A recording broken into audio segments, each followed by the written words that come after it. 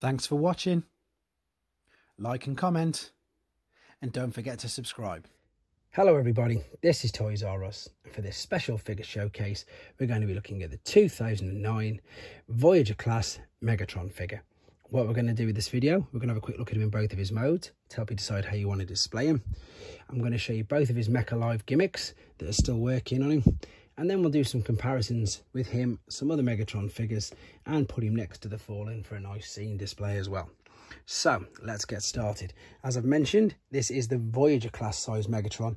This came out in 2009 and it coincided with the film Revenge of the Fallen. We're going to start off by looking at his alternate mode, which is a very, I suppose, creepy looking, menacing looking even, Cybertronian sort of tank. It does have these, I suppose they look like wings, and to be honest, they pretty much are wings, but you can't detach them. They do clip into the treads there when it's in this particular mode. But I remember when this figure came out, there was a lot of speculation that it might be a triple changer or it might be the jet, like from the end of the first movie. But no, it's definitely more, and it is clearly a tank. Unfortunately, I am missing the red missile that usually comes with that and you could fire out. I do like the fact that you can see Megatron's face at the front. That's a bit like the leader class figure as well. What I don't like is, considering it's a tank, there's no movement of the turret at all really. I think you can lift it slightly up, but you can't turn it 90 degrees, never mind 360. You've got a teeny bit of movement, that's about it. But like I said a second ago, you know, it does look menacing, it does look really good. I think something that's quite odd about it is the fact that it is it's green, whereas the leader class and all the rest of the figures, they're all the silver colour. Again, speculation and never ever confirmed, but I suppose a good story maybe, the fact that this was him, you know, just after he'd come out of the sea, so maybe that's why he's got this green algae look. I don't know, whatever sort of look it is, like he's come from the ocean. But the reason I've started with this mode is because I do think it's the best. It's sleek and it displays better in my opinion. Although, looking at that robot like that, he does look quite good. The biggest problem with this, and even, what are we now, 2021, 12 years down the line, it's still not been confirmed. There's still no correct way at all to put all of this ridiculous amount of kibble that is behind him. I just choose, personally, to stylize it, to put it up like that, to give him that bit more menacing look. Otherwise it's just huge. There's, you know, there's nowhere for it to clip, there's nowhere for it to tab into. Lots of the newer figures, if there's anything like that, you can fold it up, you can tuck it away. It's absolutely ginormous, and it plays horrendous problems and havoc when you're trying to display it. It can go up a little higher if you wanted it to, but then again, now we're getting a bit daft, and then that can of course make it a little top heavy. On the picture of the box, when it came out, it was all hidden. You didn't see any of this at all. And you can do that, just about.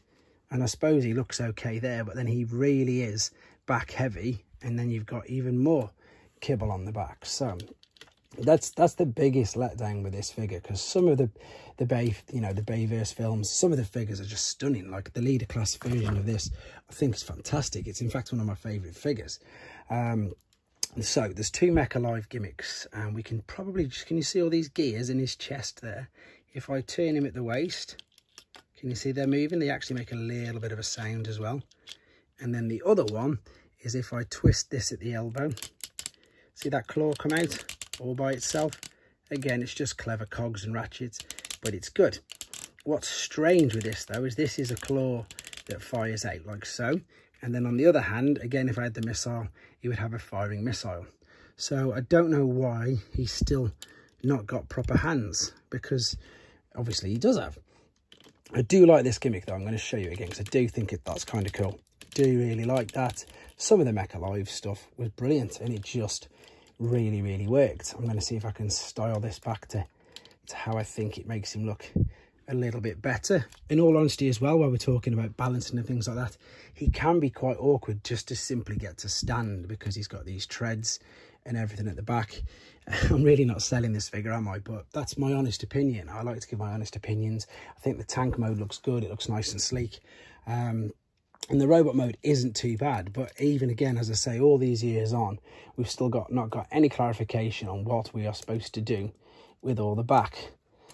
he really shouldn't work with carpets. I should get a proper display thing. I want to put him next, but this is what I was coming into next. What I do like about him, and when I can get the Fallen to stand up properly, is that obviously with him being a Voyager and with the Fallen being a Voyager as well, you can set up, it's not going to stand for me, you can set up what looks, you know, good scenes with these, because they're of course in scale with each other, whereas the leader class, he's much bigger. So I think that looks really good, them two stood together.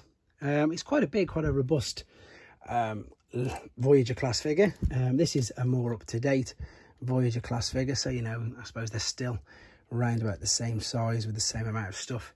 But again, the fact that this guy's a tank and he's got the tiniest little backpack compared to what he's got on his back is a huge difference. But there you go. Let's bring this to a close. In summary, tank mode, much better. I do feel they could have done a better job with this. Whether it was rushed, I don't really know.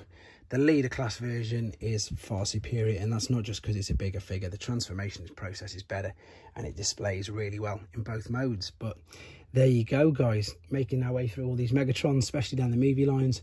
Hope you enjoyed looking at him. Hope it brought back some nice memories for you, and of course, please take care. Thanks for watching.